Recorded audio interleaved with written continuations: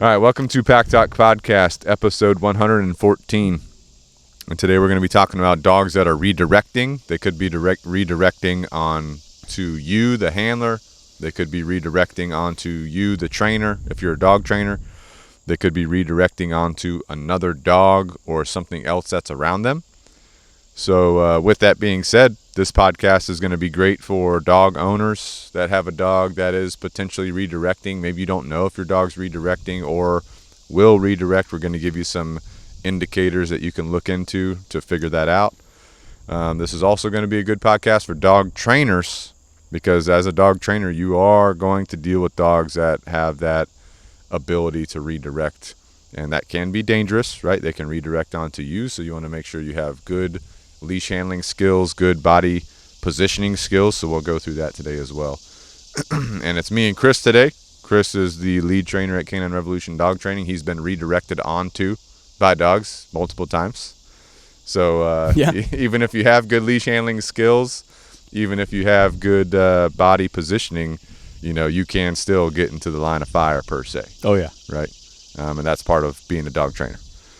So before we jump into the details of this podcast, just want to refer back to Pack Talk Podcast episode 96, where we went through our full training progression, our recommended training progression, the one that we follow here at Canine Revolution Dog Training. And the reason why I bring that up is because some things we talk about today, we're going to refer to different parts of the training progression that you might need to regress to or do more repetitions of in order to overcome redirection in your dogs. So with that being said, Chris, initial thoughts on dogs that redirect, or any introductions to dogs that redirect? Yeah, I mean, I've definitely seen both scenarios: dogs redirecting onto myself, onto my clients, and then dogs. I just did a consultation. Matter of fact, this week where I came in, I was the trigger. To these two dogs are barking. They're holding them back on the leash. They start redirecting on each other. Dogfight breaks out right there. You know what I mean? In my experience, most redirections are not like, this dog's intentionally, I'm trying to jack you up. It's not a personal thing. It's just, it's pent up anxiety. That energy's got to go somewhere. They're frustrated, all that kind of stuff. But yeah, I've had different levels too, where like it was easy to work through because it wasn't a big deal. Like it was maybe a dog corrected out of it easily, or the intensity wasn't there. And then I've had the other end of the spectrum where it's like super intense, where the dog's got lots of bite pressure and they're willing to do damage, and it's hard to correct that dog out of it. They once they go into that mindset, it's very difficult to bring them out. So I've seen every end of the spectrum for sure. It can be a stressful problem to have for sure for an owner. You know, especially if you get bit a couple times. Yeah. So I like how you said that. Usually the dogs are not really conscious of what they're redirecting. Like, that's most cases in my experience. Dogs that are in a stressful situation. Yeah. Let's say someone walking in the door, like you mentioned, or for whatever reason there's some kind of stressor, some type of anxiety. It's increasing the dog's arousal or excitement level. Excuse me. And so the dog, you know, with that frustration essentially from the stressor, boom, redirects onto the handler, the owner, the other dog that's there, whatever's around them, the leash. You know, we've seen lots of dogs go for the leash, just because it's the closest thing, or it has a little bit of tension on it, that type of stuff. So actually, I thought of this popped in my head. I had a dog that would redirect on itself. It would self-bite itself. You know what I mean? Just out of frustration. Yeah. Like super just anxious. It pent up, boom, and start biting itself. On its back and stuff. So usually when that dog is redirecting, most cases they've gone to a different place in their mind. They're not being cognitive, like they can't really think properly. They're defaulting to either a genetic or a learned behavior. When it's a genetic behavior, it's going to be harder to overcome than a learned behavior. But I've also seen some dogs, you know, I'm talking about the dogs that they're kind of like more internal. They're sitting there, they're kind of stressed. Something happens, boom, they snap at you. Or they redirect it, whatever, really fast.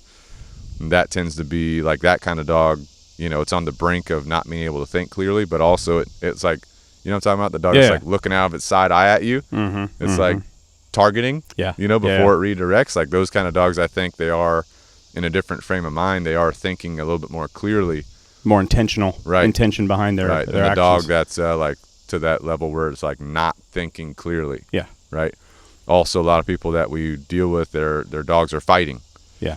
and they decide to get into the mix and grab that dog, and the dog redirects onto them, that dog's literally not thinking clearly. It's not thinking properly.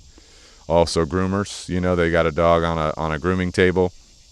Dog stressing out because of the high velocity dryer or the nail trimming or whatever. Dog redirects on them. Dog's not necessarily thinking clearly. So this is a good podcast for groomers too. Yeah. So those are like the main situations, right? But usually when a dog's redirecting, it's because there's some type of stressor. The dog doesn't know what to do, doesn't know how to perform, doesn't know how to think under high levels of stress, and so they're defaulting to either that genetic or learned behavior. Same for humans too. If humans haven't been through a high stress situation, trained to a high stress situation, they're not going to know what to do when shit hits the fan per se. Yeah. So they're going to default to a genetic or learned behavior. And we talk about fight or flight. These dogs that are redirecting, they got the fight side in them. Right. You know what I'm saying? Versus the flight side. Or the flight is removed. The flight's removed, so now now you have to fight. Right. In their head. Right.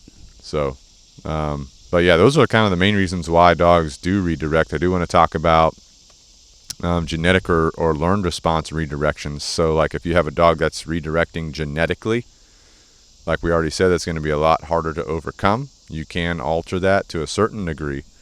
But what do you think? Like, what's your thoughts on dogs? You're training them, right, to overcome this redirection, and it's still happening at certain points in time. To you, does that mean that, hey, we can't overcome the genetics of the redirection, or we haven't done enough repetitions of the stressful situation so this dog knows what to do? Yeah, maybe. I mean, could be either of those things. I mean, I think.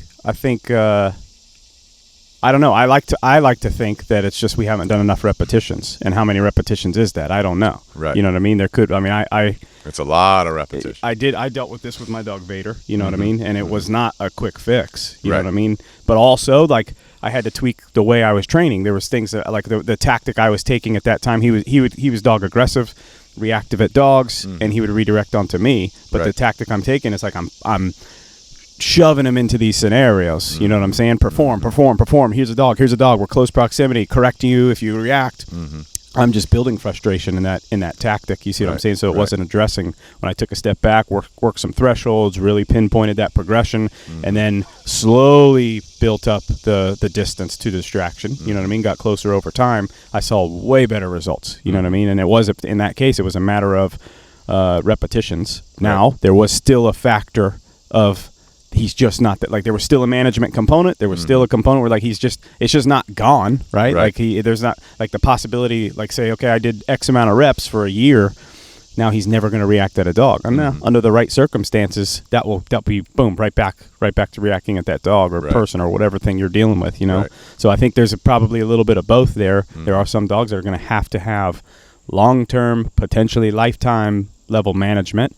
But I think you should always be, I need to do more repetitions. You know what I mean? Never should we have that mindset of like, well, this is my life, which I've had those thoughts before too, where I'm like, I guess this is just how it is, right? I don't think we should put ourselves in that box. We should always be attacking those repetitions for sure. And critiquing ourselves, seeing what we can adjust. So what I hear you saying is, like, with your dog Vader, you went up through the training progression. Yep. You got to the point where you're past remote collar conditioning, you're past remote collar application, you're doing distraction work. Yeah. And you're figuring out some problems. Yeah. So then instead of, like, just, pressuring your way through that or pushing corrections, you decide to regress, take some steps back. Yeah. And go back to engagement on a different kind of level, some muscle memory. Yeah. Thresholds, socialization. Build that back up as you get back into distraction work. So you're kind of working that training progression as you need to continue progressing yourself and your dog through that redirection. Yeah. Well, I mean, especially for, like, balanced training, I find, right? Like, you get into like everything we do when we start is high motivation stuff, right? With lots of food work, lots of eye contact, lots of engagement, and you see very quick results, right? But then at a certain point we get that dog on what we call a random reward cycle, right? To where we're randomly rewarding them now for doing the right thing, and they're not just getting a reward for every time they do something, right? Which is how we want to function in life. And I think the temptation for most people, trainers included, especially like your personal dogs, you get into a world where it's like the dog's done so many repetitions, they perform very well, and you sort of lose some of the reward stuff. You forget to give your rewards, or you're actually you're not even on a random reward cycle. You're just not using enough rewards. There's no payoff for the dog, and now I'm relying potentially more on my corrections, especially because I'm trying to attack the specific thing of like, hey, this is my training system. If my dog does undesirable behavior, I correct them. If they do desirable behavior, I reward them randomly. And I think if we forget, I see this a lot with clients too, we forget to do the reward side of the equation. Now we're just doing the accountability side of the equation. That can build frustration, right? So it's like you got to stick with if you're going to be balanced, you got to stay balanced all the way through and through for the long haul. And I felt like when I would take steps back, I'm like, all right, go back to engagement, go back to where all this started, then introduce your trigger, right, way off in the distance, and slowly work it closer. So now I'm teaching my dog, look at me, this benefit pays off, because it's like, you can do this in your living room or your driveway, right, and get very good engagement. But now, as soon as a distraction or a trigger is introduced, the dog can't think. They need help to think through that process. So we can't expect them to just, a walk in your neighborhood is going to be different than a walk through a dog park or whatever. You know what I mean? Like they need help when their mind goes into that state of arousal, operating under arousal. They need help with that stuff. So you can't take away the reward side of things. This is what I'm saying. Well, I hear also within what you're trying to describe is as we're doing our training, like you said, our driveway, our living room, our yard. Yeah. It's a neutral environment. Our dog can perform very well. That's where we should build up everything. Right. We make the dog's responses very crystal clear. That way the dog knows how to perform at every step of the training progression. Yeah. Then when we introduce that distraction, that stressor, now that's kind of like, okay, where are we at for real? Right. You know what I'm saying? Because the dog can perform perfectly in a neutral environment, but as soon as we introduce a stressor, that's where we're having problems, which is where we have to work our thresholds. We have to regress and progress our reinforcement schedules as well. Because just like we have a training progression, we also have reinforcement schedules. They go from continuous to interval to random reinforcement. And so random reinforcement is where we would typically be at once we start distraction training. But if we're finding that that's a problem, we have to regress our reinforcement schedule to an interval or maybe even a continuous reinforcement schedule as we're building up our distraction, our stress training. Right. And then so we've proofed our dog's behaviors in that neutral environment. Now we're working on proofing them in the distraction environment. Once we can proof our dog's behaviors and they're thinking clearly, they know how to perform in the distracting environment with the stressor, now we're really on the road to overcoming the problem. For sure. In this case being redirection. The dogs that are redirecting from a learned response, it's a lot easier to overcome that because the learned response is simply some type of conditioned response that the dog has from its history. Right? So like, let's say we have a dog that's a puppy. It learns that redirecting gets it to alleviate certain stresses. That will, that is easier to overcome. But also if we have a dog that's a puppy, this is happening, we wait till the dog's 7 to actually take action on it. Now we have 7 years of reinforcement history where that dog has reinforced itself. Subconsciously, it's not like the dog's consciously reinforcing itself. It's subconsciously reinforcing itself. Yep. So we're literally fighting 7 years of that reinforcement history. And, we're not going to overcome that in a matter of weeks. No. That's going to take months to overcome that learned response. But we can overcome it a lot easier than a genetic redirected response. But also, like you said, there's going to be some dogs who are what we call limitations. We do as much work as possible. We do everything we can with that dog. Then at a certain point, it's like, okay, this dog has hit its capabilities. Yeah. And it's still limited, right? Yeah. There are still certain things where the dog will trigger and possibly redirect. Yep. Right? For Vader specifically, it was proximity to other dogs, right? Or certain types of dogs, right? Well, distance was the thing, right? So I did get to a certain point where I could walk through a farmer's market. I could walk, but there was still a distance.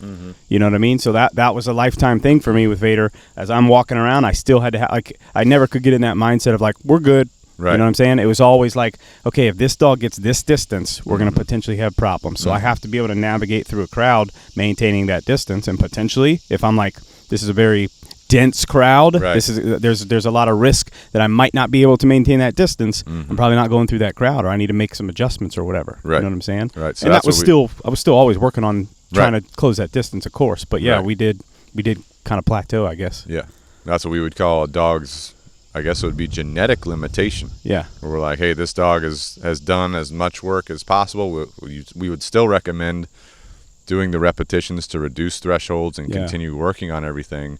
But there's that limitation. So that's when that management comes into play, that structure that you're describing, where we would have some type of recommended management or structure to alleviate the response of the problem, which would be redirection in this discussion. Right.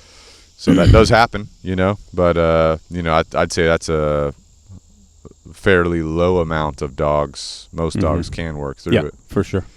The dogs that are redirecting onto other dogs, I have seen dogs that it's weird, but it gets into that stress response. It's redirecting, but it will never redirect on a human. That is super weird. Yeah. In my experience, that's a lot of pit bulls. That will redirect on other dogs, redirect on the leash, redirect on something close to it, but will not redirect on the human, which is super interesting. Yeah. What do you think's happening there?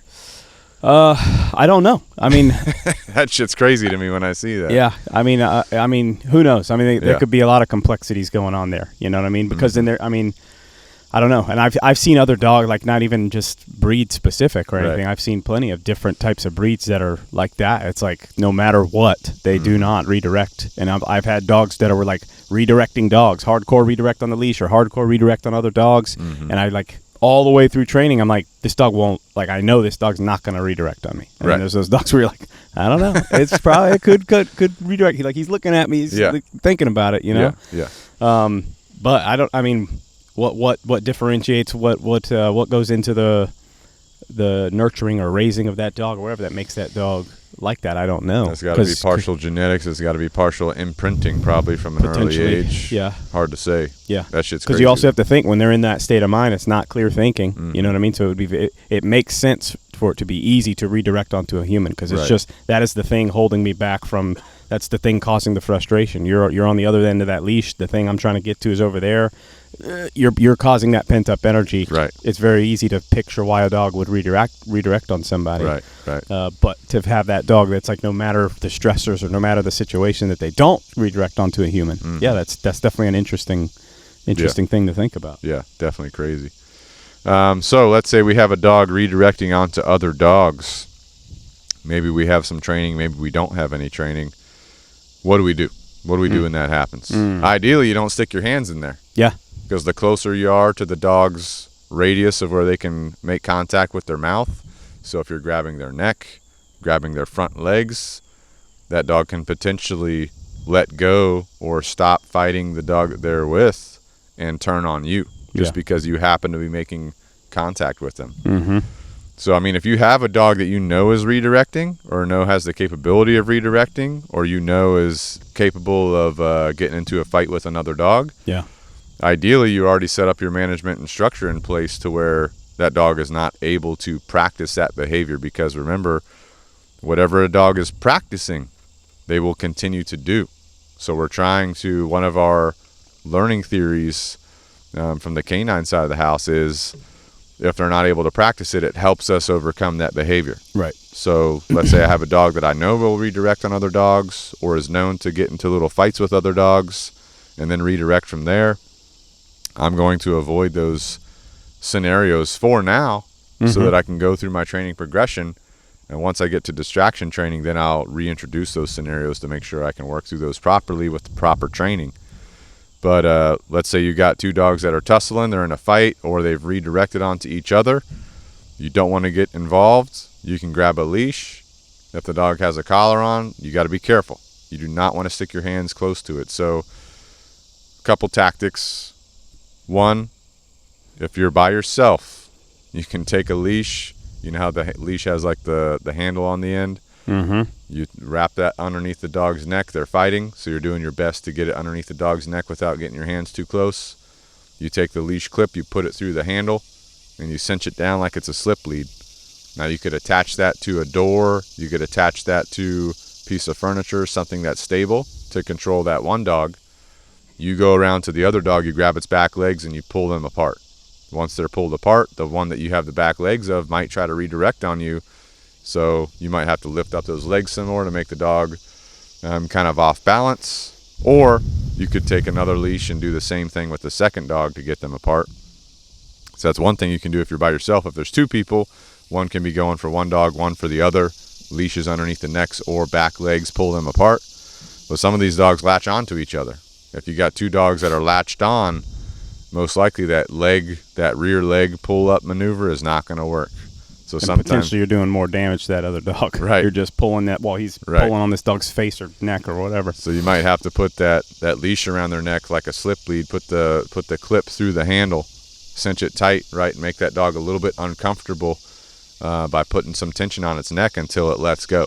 Mm-hmm. You know what I'm saying? So those are probably going to be your go-to tactics in that situation. Are there other tactics that you've seen, or I like the leash. Like, yeah, I like the leash. I have gone hands on. Now here's what I'll say. Like, I've if done you're going both. hands on, you got to understand you're going to get exactly bit, most right. likely. So like if you're going to go hands on, you got to be committed to that. Like the tactic you mentioned of pulling that dog on the back legs. You cannot let go. Like, you've got to have that grip strength to be able to hold that dog. If that dog's trying to redirect, I still am keeping those back legs, and essentially we're moving around in a circle, and I've got your back legs. You can't get me. Right. It's where people go wrong. It's like that dog turns and snaps, and we have that startle response. We let go. Now that dog's coming at you, and we got now potentially. Or it's going back for the other dog. They relatch on. Right. Exactly. Yeah. If it's that dog that's like not really concerned about biting the human or whatever, you let go, and that's like it's going right back to that dog. You know what I'm saying? So one thing, as the handler, the trainer, the owner that's in the situation, you got to have in your head your game plan. Yeah. In your head, you're going to grab those back legs. You're not letting go. Yeah. Which means you probably need to work out. Yeah. Have that grip have strength a little bit so you can hold on. Right. Right. Hold on. Yep. Because those legs, they can slip right out. Yeah. Yep. You know? Yeah. I mean, I have done the adding pressure to a dog's neck physically without like I didn't have a leash. Yeah. Two dogs going at it, and I mean I've just basically put the dog in a rear naked choke type position, and added that pressure. But again, you got to be real that careful. Dog's very close to my face. You know what I'm saying? And your neck. And my neck. And like I mean, I in that particular case was very comfortable in my strength and being able to control that dog, and I'm keeping that pressure, and like that dog's like it's moving around, it's wriggling. As soon as it lets go, be careful. Like at that point, what are you going to do? Yep. I in that particular case held on to that dog till it settled. I had somebody get a leash. We leashed it up. Boom. And now I can let go of that dog. I've got him on the leash. I can keep it away from me. But by that point, it was settled down. It was fine. So it's like probably for most people, going hands on is not going to be recommended. Not recommended. If you're a groomer and you got a dog on a grooming table, it's freaking out for whatever reason. Don't go hands-on. You probably have some kind of tether from that dog to the table. So you could take another tether and wrap it around the back of the dog and kind of tether it down so it settles down. You can grab the back legs again. Let's say that dog's alligator rolling on the table. Yeah. You can grab the back legs, steady that dog down because your other tether's keeping its head positioned to where it can't get to you. Right. But you got to get that dog into a calmer state of mind. Whatever's stressing that dog out too, let's say it's a nail grinder, you turn that off. Yeah. Take the stressor away so you can figure out, okay, this is a trigger for the dog. Yeah. Right. Or in the dog scenario, dog on dog, sometimes you might have that dog, that aggressor, and that other dog's not really a factor. If we if we got two people and we can get that dog just out of the picture. Right. Once they're separated, get out, go. Right. Now that dog can get into a better state of mind, and people are going to be safer. Right. You know what I mean? For sure. So you need to have this game plan in your head. What are you going to do? Make sure you know where your equipment is. Where's your extra leashes? Where's your other things that you can use to help? Once you figure this out, don't let it happen again. Yeah. So now you got to apply management. You got to apply structure to make sure that scenario doesn't happen again, so you can build up your training progression. And any dog that's involved in that needs to go through the training progression and understand how to operate, understand what the expectations are, understand what the boundaries are. Yeah. which you may have some problems, right? You might have a dog that doesn't like going into a kennel. So now you got to work on kennel games. You got to work on kennel conditioning. You might have a dog that doesn't like the leash. You're going to have to work on leash conditioning. Right. So you got some work ahead of you. Yeah. You know what I'm saying? But if you just separate that redirected fight or that redirection, then you go back to business as usual, it's going to happen again. Yeah. And the more it happens, the more the dogs are practicing the behavior, the more likely the behavior is going to continue or escalate. Yeah. Which means more damage to other dogs, more damage to you, more damage to things around you. And I think they say the definition of insanity, if I'm not mistaken, is doing the same thing but expecting a different response. Yeah. So you're literally going to drive yourself insane, Mm-hmm. you know? Yeah. Because you're like, I don't know why they're doing this. Yeah. And yet you're not changing anything that you're doing. Sure. Yeah. If you always do what you've always done, you always get what you always got. Mm-hmm. You know what I'm saying? So Yep. you've got to take responsibility. You've got to take ownership and decide to change something, you know, in order to get to where you want to be with your goals. Or if you're a trainer, especially, your job is to overcome that problem to the best of your ability. So you got to change things along the way to help that dog know what to do. Yeah. You know, Anytime, this goes for redirection, aggression, whatever, anything. Anytime you have something undesirable, some type of undesirable incident with your dog, you should learn from it and make steps to change that, to move forward. You know what I mean? Even with a trained dog, I have clients that deal with these types of dogs that have to be heavily managed, heavily structured, right? Mm-hmm. And then we have a redirection incident or a reactivity incident, and it's like, it's easy to go, oh my God, I put all this work in and then this happened. It's like, well, look, let's just take this incident. This is a specific incident that we have not been met with before. Right. This happened. What can we learn? What happened prior to this incident? What are the triggers here? What were we too close? Let's debrief that whole incident, learn from it, set up ourselves to make sure that doesn't happen again, so that that behavior can't reinforce, and then we slowly work on our progression or whatever we need to work on to be able to put them through that situation potentially, or not ever. Right. You know, the thing with dogs is this is not a quick. Yeah. Anything dog behavior related is not like a quick thing. Right. It's going to take time. It's going to take repetitions. So you have to understand that it's a slow process, a slow progression, and you want it to be slow because, excuse me, the more you take time with it, the more that you make sure the dog understands each step of your progression clearly, the better it is later. Right. You know what I'm saying? It's like you're taking baby steps in the right direction. Right. You know what I'm saying? Instead of like what I was talking about with Vader, just trying to hit it hard. I'm just going to attack this problem. Right. You know, just straight up throw them in there. Let's get as close as we can to a dog and then work them through it. Right. Like, let's back off, get to just 1 foot. If I can go 12 inches closer to a dog and get him focusing on me, then we'll work on that next foot or that, you know what I mean? Get closer and closer. The thresholds take a long time for most people, you know. Dogs that redirect onto people, couple common scenarios. You got a dog that anticipates something, and because it can't get to where it's anticipating on going, it turns, it redirects. That could be a dog trying to get to its kennel. That could be a dog trying to get out the door to the yard. That could be a dog, you know, your front door, you got someone there. You know, the dog's like going crazy at the door, can't get out the door, redirects onto the person that's close to it. Could be on you know, walking the street, you got a dog on the leash, there's another dog across the street, dog's trying to get over there, can't get over there, turns and redirects. You know, these are some common situations. Basically situations where dogs get frustrated and you're basically right next to it. So the dog turns and grabs a hold of you or something like that. Yeah. So that is a potential problem. And what I'll say in these situations is it's basically the same as the other redirection scenarios is you got to change what you're doing. Yeah. You know, you got to identify the problem. Okay, I've identified that my dog is anticipating getting to its kennel. For some reason it can't get there, whether it's on a leash or whether the kennel door is closed and I have to open the door and it turns and redirects on me. Maybe it's a food thing, maybe it's a door thing, maybe it's a leash thing, whatever. It's all the same. Once we identify that that's a problem, we got to immediately change protocol. We got to immediately change what we're doing so that we can alleviate that conditioning that the dog has to that specific situation, so then we can work on the redirected stress response. But let's say, and that's going to be the full training progression. Yeah. Right? Going through the full training progression, changing up what you're doing. But let's say this does happen to you, your dog turns and gets a hold of you. Again, you're going to need a leash, Like this case, the dog is on you. Let's say it's bitten your leg. You're right. Maybe it's a bite and release. Maybe it's a bite and hold, right? If it's a bite and hold, a little bit more serious because that dog is applying pressure to you most likely and possibly tearing more if it's thrashing. So again, you're going to want a leash. If you don't have a leash on that dog, you're going to want to get a leash around its neck like we talked about.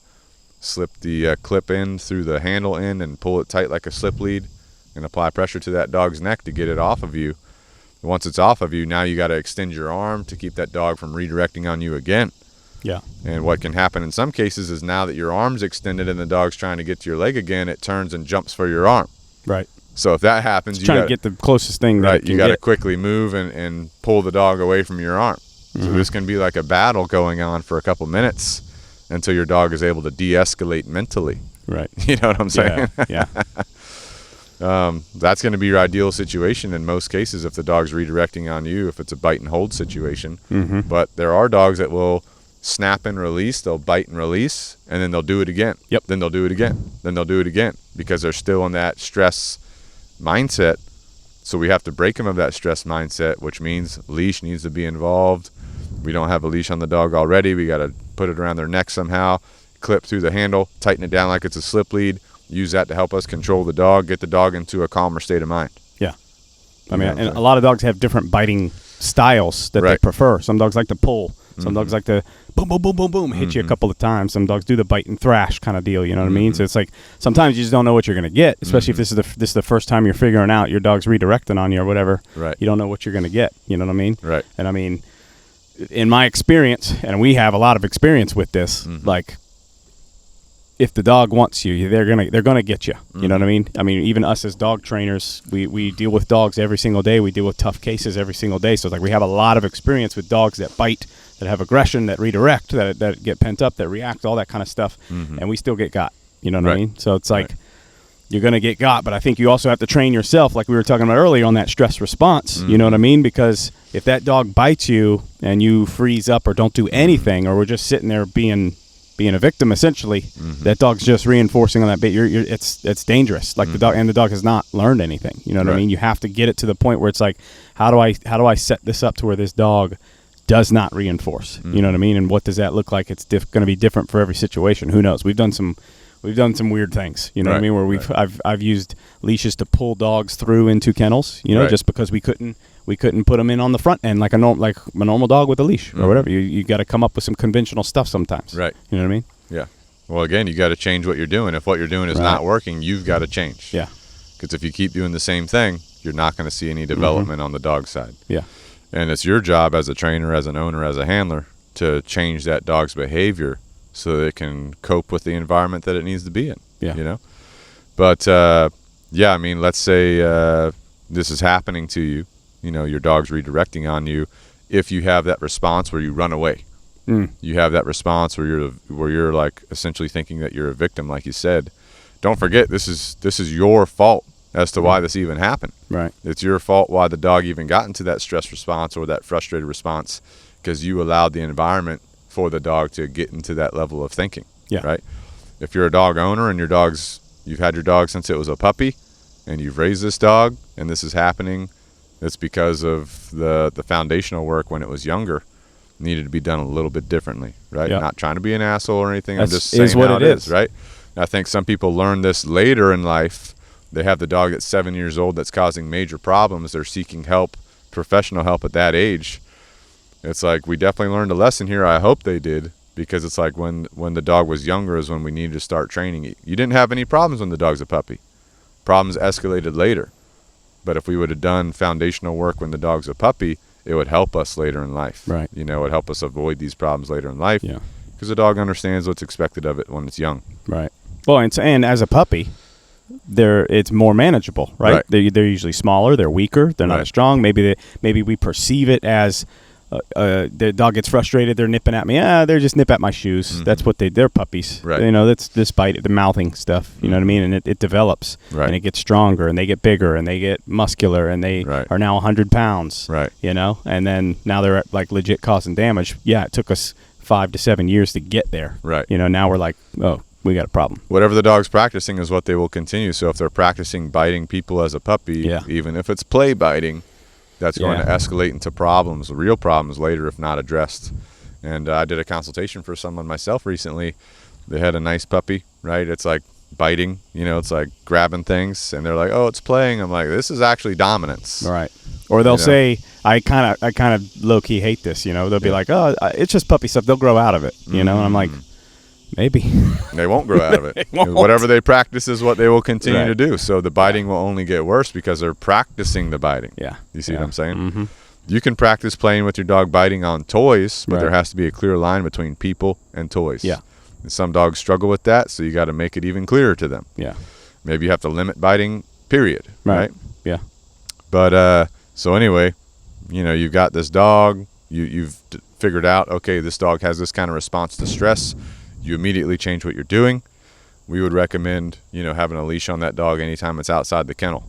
Or at all times. At all times. There are some dogs that, like, the issue comes from taking the leash off in the kennel. Right. Or when they're in the kennel. I would say most owners, they're not going to have that problem. Probably. They'll be able to take the leash on and off, no problem. But if you're a trainer, that could definitely be a problem. For sure. Where, you reach in to clip the leash on that dog or take it off that dog when it's in its kennel and it gets you. Yeah. Because it doesn't understand that signal. It doesn't understand, you reaching in, how to respond to that or anything. Leash on in the kennel, the dog is not understanding you reaching in to clip the leash, take it off. So that's a condition thing you have to do. So in that case, if you're a trainer working with this dog, keeping a leash on the dog while it's in the kennel can be beneficial until you counter condition the dog's response to you reaching in and unclipping and clipping the leash. If you have a dog that chews through a leash, you might have to get like a wire leash or a metal leash that can't be chewed through, right? Those kind of things. But in all cases, you're going to have to think of your safety as well as the dog's safety. Yep. Right? But you guys got to work on this problem together. If you're a trainer as well, having a small catch pole might also be beneficial, because if this dog chews through the leash and has posted itself up in the back of its kennel, you could set yourself up for a bite, right? Which will happen as a trainer, but we want to alleviate that as best we can. So a small catch pole to reach in there, slip it over the dog's head and help them come out so you can reattach a leash can be beneficial in some cases. But in our experience, most dogs that are more on the insecure side, they're not really going to chew through the leash. The dogs that are on the more anxious side, they're the ones that are more likely to chew through the leash. So you got to figure out. Well, and there can still be troubleshooting, right? You got that anxious dog, like, well, maybe I'm going to make that dog super tired before he goes back in the kennel. So I'm reducing a lot of the energy, I'm taking a little bit of that to make that a calmer place. I've done that before. Definitely want to do that if there's kennel problems. Right. Definitely. Right. I mean, that's a good idea regardless across the board. Yeah, I mean, if you have a dog that's struggling being in the kennel or stressed out by the kennel, exercising that dog, taking them down to a level where they're pretty worn out, pretty fatigued from exercise, and it doesn't have to be crazy exercise, just walking will do. Then having the kennel as a resting place is always recommended, because then the dog will start associating their kennel with rest and comfort, right? Yeah. But just getting in and out of the leash, that wire leash can be a big benefit for dogs that chew through the leash, those kind of things. But you're going to have to change up what you're doing for handling. So if we're talking about you're a trainer, you're an owner, you're a handler, you've got a dog that redirects where your body's at in relation to the dog, where your leash, how you're holding the leash in relation to the dog is going to be important. Because, like, let's say you got a dog that redirects for different stressors, different situations, and you're very close to that dog with your body, you're leaning over that dog with your body, and that dog happens to get triggered and redirect. Now you're too close, now you're getting bit, right? Which as a trainer we know is going to happen, but we're trying to reduce the probability of bites happening, right? Because we don't want the dog to practice that. Obviously, we don't want to get bit if we don't have to. So making sure you're being safe, making sure you're being aware of how you're positioning your body in relation to the dog. Also your leash. If you have too much leash slack, you give your dog a lot of room to maneuver when they get triggered to redirect. Yeah. So on that note, I've seen that a lot, and I think the mentality is like, I'm further away from my dog, so I'm safer.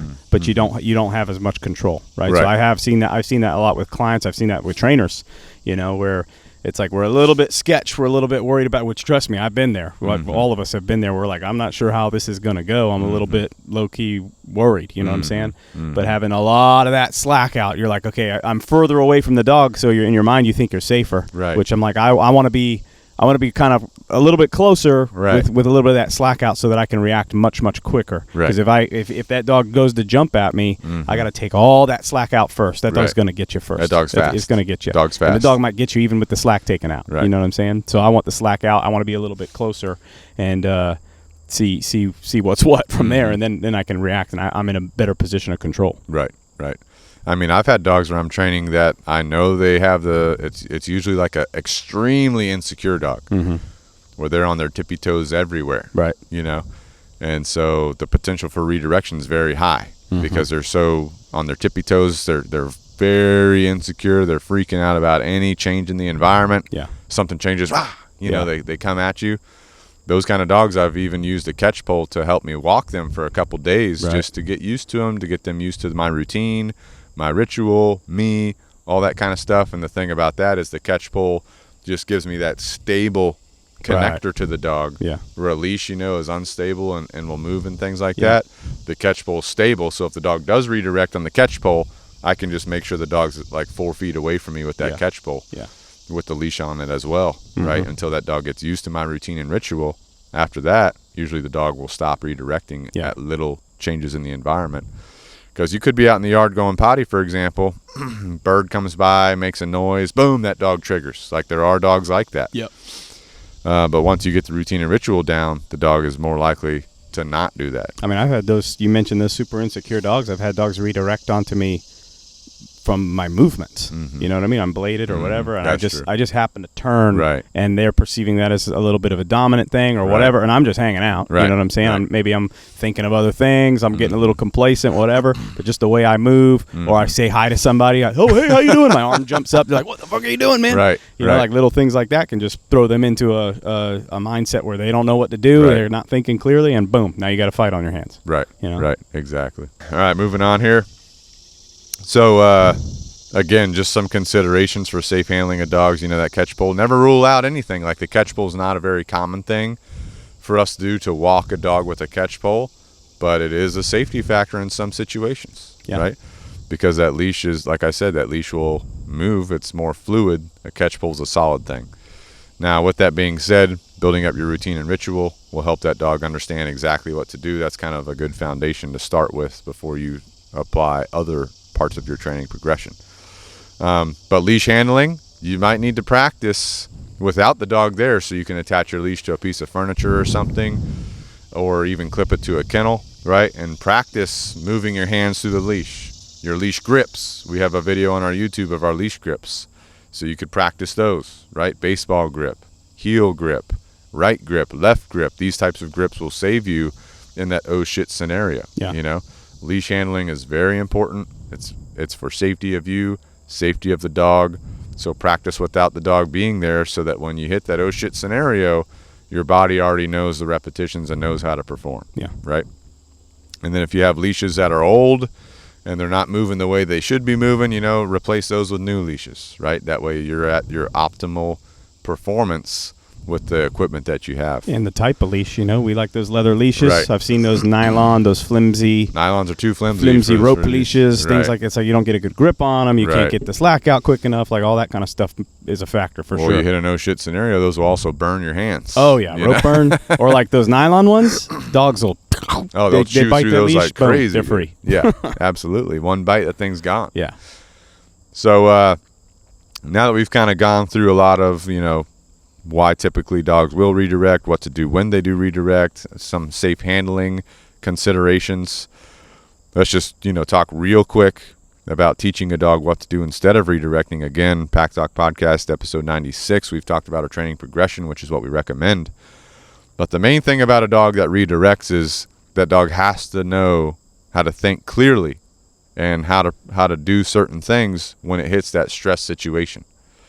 So engagement's very important. That's the first step of training, because if we have a dog that learns to pay attention to us, wants to pay attention to us, wants to focus on us, it makes everything else easier. Helps that dog perform when shit hits the fan. Yeah. And believe it or not, the stronger your engagement, the less likely that dog will redirect, even in a stress response. Because when you're doing engagement, you're changing that dog's chemistry of behavior. The way their brain performs, the way their brain operates, literally is changing. The way they perceive you. Right, when you have that engagement. So that will help you no matter what. Mm-hmm. But let's say you're going through your training, you're going through your training progression, and you're finding problems with whatever you're working on.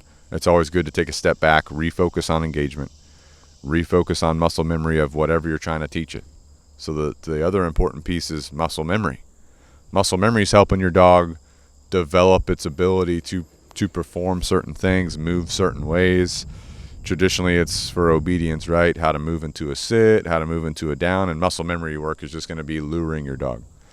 Because your dog doesn't know how to do these things. It doesn't know how to sit naturally. It doesn't know how to lay down naturally. It does in certain contexts, but not the ones you want.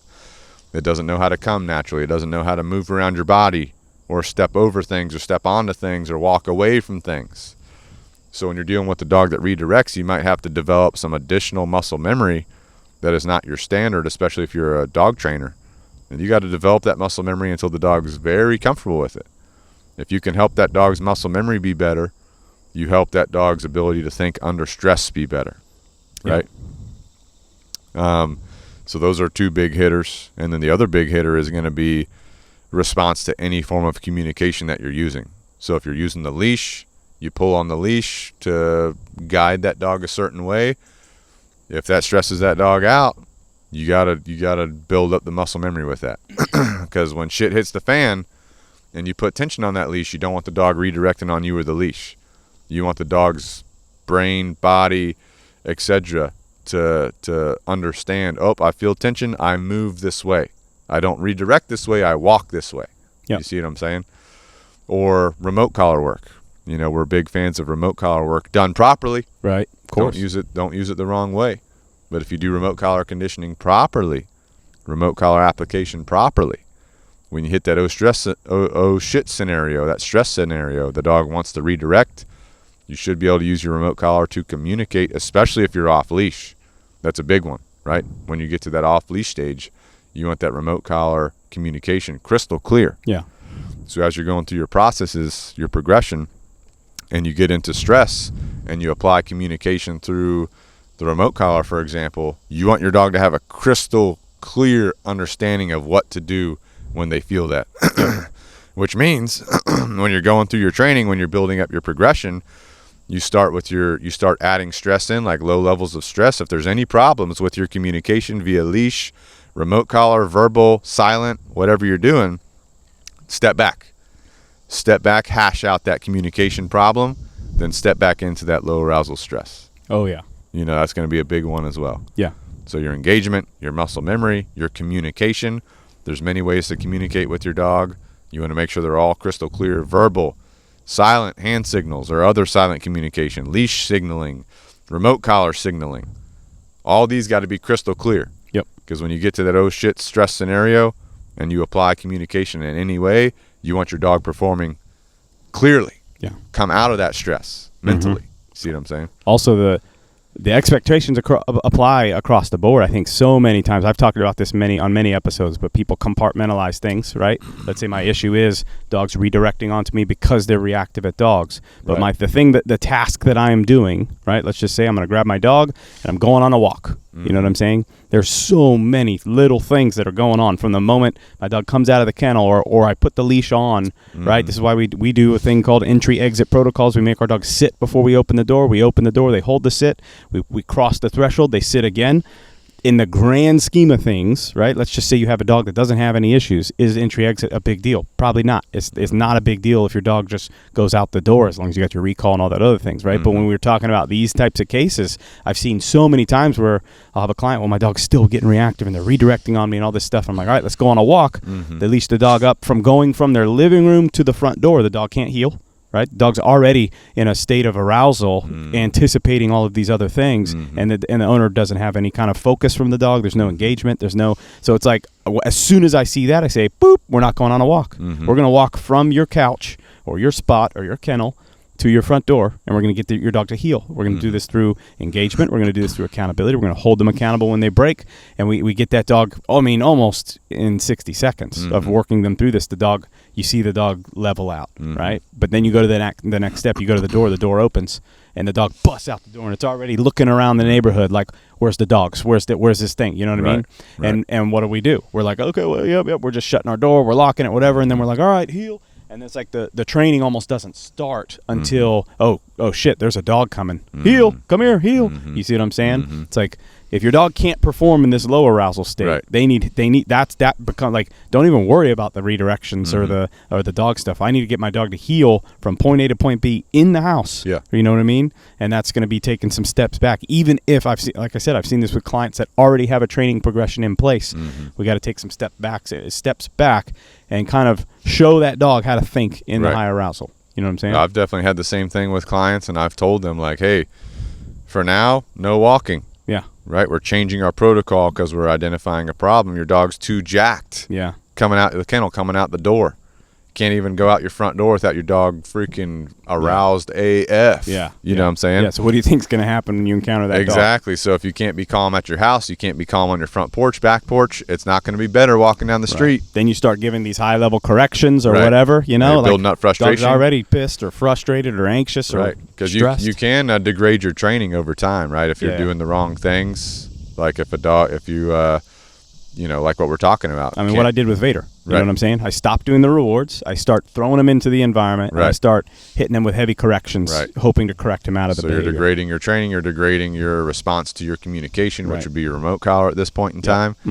So I got to take a step back, and I'll tell people, hey, instead of taking a 20-minute walk, I want you to go to your backyard. I want everything calm, confident, relaxed. Yep.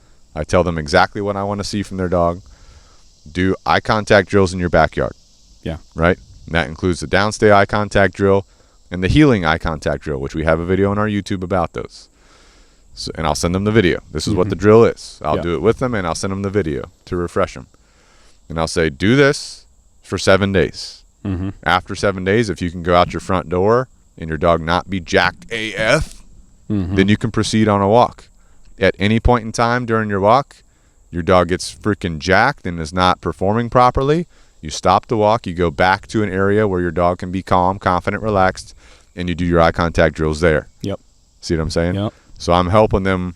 I'm not telling them like, hey, threshold this, because I got to keep it simple for them. Yeah, for sure. But what I'm doing is having them work their threshold and focusing on calmness, focusing on the specific behaviors that we need, focusing on that dog, giving them good eye contact. Right. I tell people all the time, you can, like, because I think where the disconnect is, and a lot of people don't want to do that, is like they feel like my dog needs exercise. Feel like they have to walk. I need to walk a mile. I got to walk 20 minutes. Bingo. You can walk a mile in your driveway. You can walk a mile in your backyard going in a circle. Right. The dog's moving, but you're getting better reps. Right. Versus you're getting no reps. Right. The key is mental, physical exercise daily. Right. We do recommend people. We tell them, like, hey, walk at least an hour a day. You could break that up throughout the day or do 1 hour total or whatever's easier for you. But it doesn't have to be a high distraction. Exactly. Right. But the other thing is you can still do that exercise with the eye contact drills. Right. You can still do that exercise with your engagement. Right. Well, and especially when these dogs we're talking about that are jacked and amped, probably you're going to see more benefit working their minds than their bodies. It's more about behavior than just checking the block on, I got 20 minutes of walking. Bingo. You know what I'm saying? But, so anyway, that's some thoughts on training, teaching a dog some things to focus on. Context is a big deal, right? So making sure that your dog understands how to perform in various contexts, which is what we're describing in the house, on the front porch, back porch, down the street. Those are different contexts. Your dog's got to perform the same way in different contexts, which means you got to go through it with them. And then hyperactivity, right? If your dog is being hyperactive, if your dog is hyper-focusing on something where it's looking at things too much, you got to calm those down. You got to change your dog's thought process. Instead of being hyperactive, instead of hyper-focusing, what should your dog be doing? Calmness, coolness, collectiveness. You see what I'm saying? And those are the big hitters. But I think good discussion on dogs that are redirecting. A lot of things to pull out of this discussion.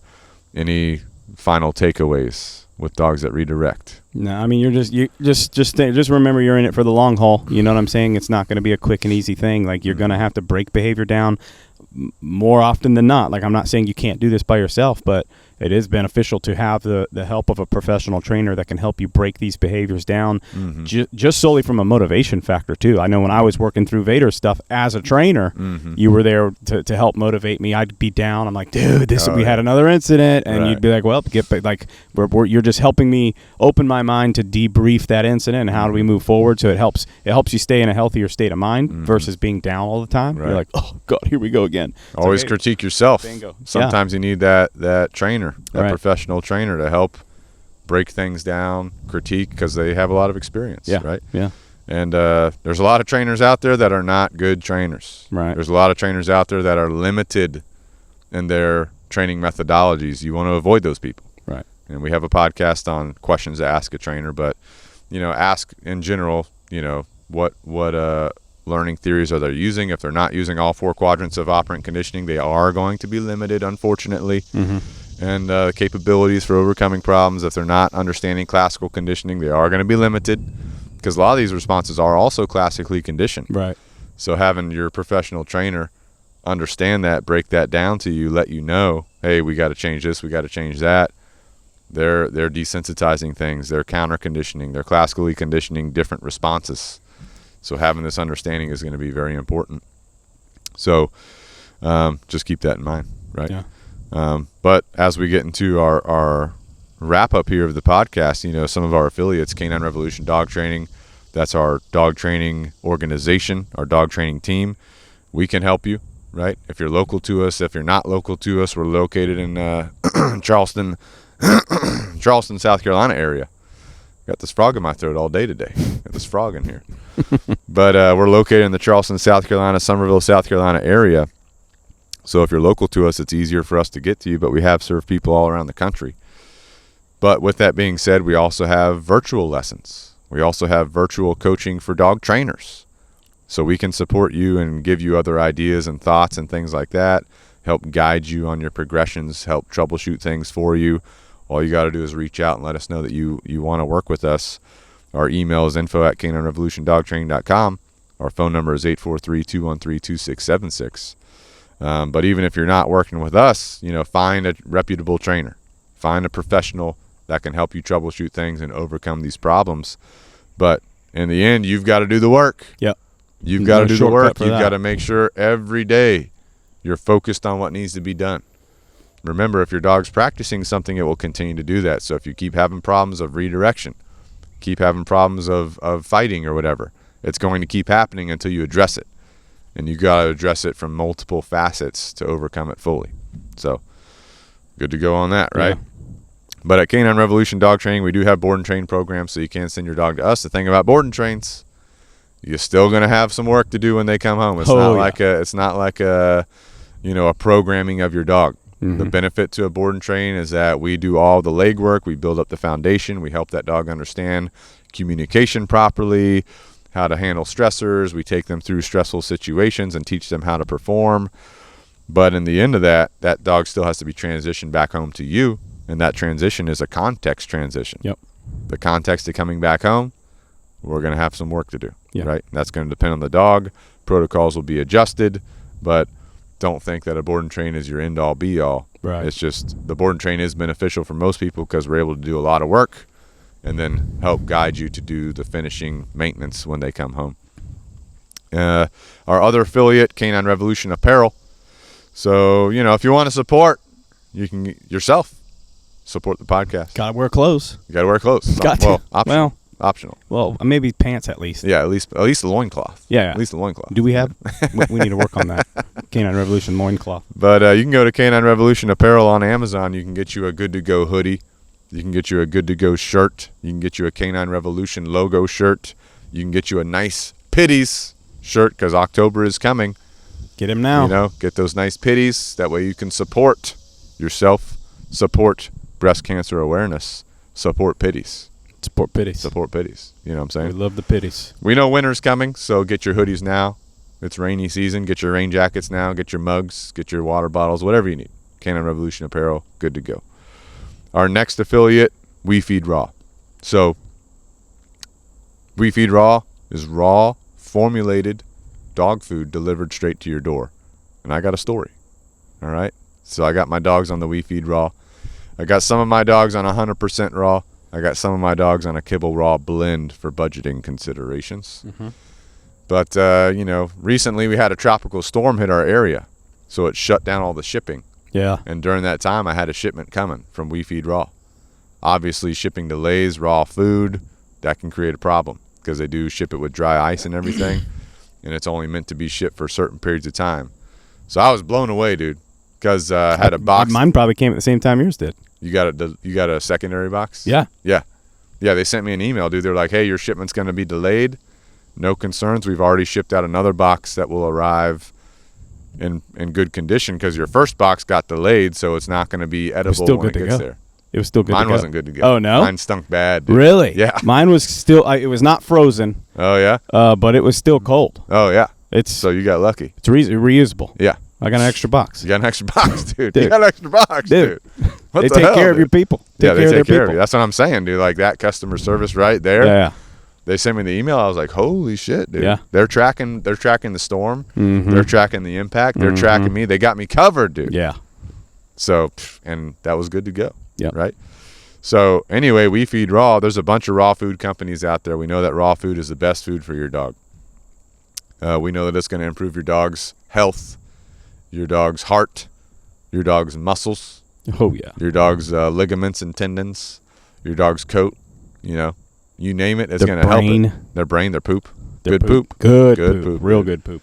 Oh, yeah, I was looking at my dog's poop the other day. I'm like, that's a good poop. Speaking of the poop, I was looking at some stuff. Looking at poop? Doing some research on poop. On poop. Poop eaters. A lot of dogs. We get some dogs that'll eat poop. Yeah. Right? It could be, like, there's a lot of studies that are saying it has a lot to do with the kibble. They're processing the kibble. Dogs, it's not really processing, right? It's just going through. Right. It's to them. There's still some food in there. Holy shit! I mean, I don't know. I have to run my own experiments here, but the dogs on raw don't eat their own poop. Well, the thing is, if the dog's eating kibble poop, it's practicing eating poop. Right. Now it's practicing eating now poop. They're just shit eaters. But in any case, raw food's definitely going to be good to go for your dog. It legit makes a huge difference. You can tell the difference. So we highly recommend it, obviously. WeFeedRaw.com. Discount code CanonRevolution, all caps, no spaces, 25% off your first meal plan. That'll get you going. At least try it. If you don't like it, you can cancel the meal plan. If you like it, you can stay on it. Yep. Right? And you don't have to go crazy. Start off with 25% raw, 75% kibble blend for your food. Escalate from there if you see a good result. You're going to see a good result. Yeah, 100%. All right, next up we've got Canine Super Supplements, which we've got the weight gainer, we've got the joint support, we've got the puppy formula, we've got the multivitamin for your dog's immunity system. Basically powdered raw food. Yep. Right? Take a couple scoops, add it to your raw dog's food, whether it's raw food or kibble. If you have kibble, no raw, definitely you get that Canine Super Sup. Yeah. Pop that in there, good to go. If you're one of those people, you're on the fence because you don't budgetarily, you don't know if you want to make that jump to that raw. Right. I would start here. Right. This is a good starting point. Right. 100%. Very affordable. Lasts the big old bag. Well, dude, I'm telling you, bro. It's like the more and more I get into this, the more and more how obvious it is how shitty kibble is. Yeah. Oh, yeah. Like dogs that are on kibble, their shit sucks. Yeah. It's like giving them McDonald's every day. Right. You know what I'm horrible. Saying? Yeah. Horrible, dude. Not good. It's like, dude, the difference is crazy. Yeah. Dogs that are on kibble versus raw. The poop, dude, it's like the number one indicator. Dude. Health problems. Yeah. Again. Allergies. You get them on the raw, you see a big difference. But you add in that Canine Super Supplements, you're going to see improvements. If you have a dog that's underweight, the raw is going to help them. But that Canine Super Supplement weight gainer will get you there. It's a game changer. Right, exactly. But if you're on raw and 100% raw, you add in the Canine Super Supplement joint support to add in that extra layer of joint protection. Now you're on the train. Yep. Right? That discount code is going to be Canine Revolution, all caps, no spaces, for 15% off your Canine Super Supplement order. Last but not least, we've got JockoFuel. And so last time we were talking, you were on the burner. Yeah. So what's the feedback? If you're trying to cut. That was 2 weeks ago. Yeah. If you're trying to cut, good. I mean, it curbs your appetite. It'll help you. It'll help you reduce those calories. You know what I'm saying? If you're especially, if you got to take a drastic cut or whatever. You know what I'm saying? You're on a drastic cut? I wouldn't say drastic. I was trying to cut 10 pounds. Holy shit. Holy shit. 3 months. Is that shit. drastic? Holy shit. Got it. I mean, is that drastic? I don't know. Okay. That's fine. If that's 3 months, that's like 12 weeks. Wait.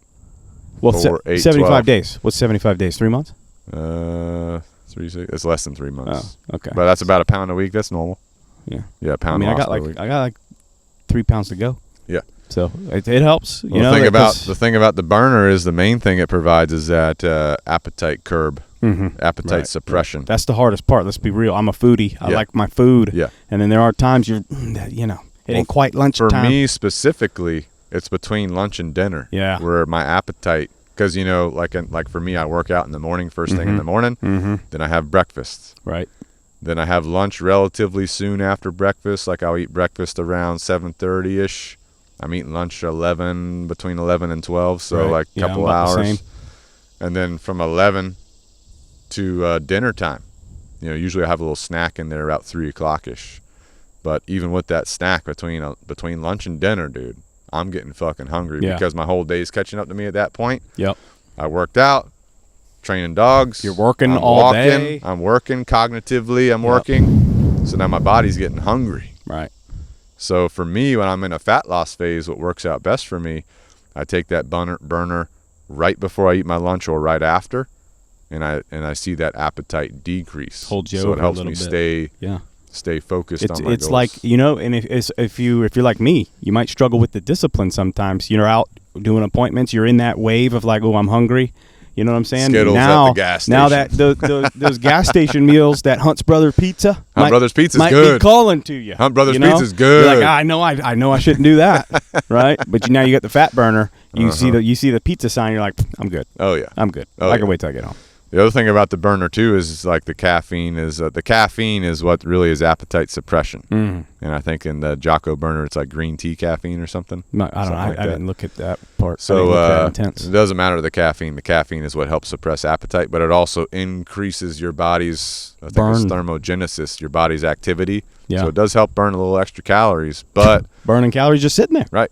But the main thing is going to be that appetite suppression. Yeah. That's where the big deal comes. No, that definitely helps for sure. I've noticed a difference on that. Oh, yeah. Well, the other thing, too, is they got the clean energy drinks. So you definitely want to grab some of those. I just had the mango this morning. I'm more of like a fruit flavor in the morning, mango. Afternoon, I got the iced tea lemonade. Yeah. That's my go-to. Yeah. Go-to for sure. Those are good to go. They got the milk, the protein. So protein's a big deal, dude. I know you're drinking a banana milk this morning. Yeah. But protein's a big deal. If you're a service provider, plumber, HVAC, dog trainer, someone that's on the road helping people, you got to help yourself. You need protein. Oh, yeah. So you grab a milk RTD ready to drink, what you got right there, and then you throw that in your truck with you or your van or whatever you drive. Middle of the afternoon, you need some protein. Boom, good to go. Yep. Good to go. Yeah, you got that fat burner going. Yep. You slam this 30 G's right here, RTD. Yep. You'll definitely make it to dinner. Oh, for sure. Ain't no problem. Oh, for sure. And you're getting good protein. Right. And the thing is, you need protein about every 3 to 4 hours. Like your body doesn't store protein. Yeah. So you got to give it protein every 3 to 4 hours, which means when you're on the road in the afternoon, boom, you need that milk. The other thing your body needs, if you're training dogs that are redirecting, you get bit. Now you got a hole in your skin or something. Yeah. Your body needs protein to heal that. Yep. You see what I'm saying? Yep. So you need the milk to support you. Yep. Right? The other thing, too, that's freaking good, I've been having a lot lately, white tea. Oh, yeah. Evenings, like with dinner or right after dinner, brew me some white tea, double bag it. Dude. Double tea bag it, you know what I'm saying? Oh, yeah. I'm down for the double tea bag. Because, dude, I'm going to be honest with you, dude. In the evenings, I'm getting tired. It's like hitting me, So like 5 p.m., my kids are getting home from school. They're ready to play. Yeah. I'm like tired. Done. So I drink that white tea. Boom. That helps get me a little refresh just for the evening. Get me to bedtime. Right. And it's good for you. It's good. And it's helping you. And you know what? If anything, you've got budgetary concerns, the white tea, super cheap. Super cheap. It's like $30 for like 100 bags. Yeah, 100 bags. Yeah. 100 bags. You can't beat that.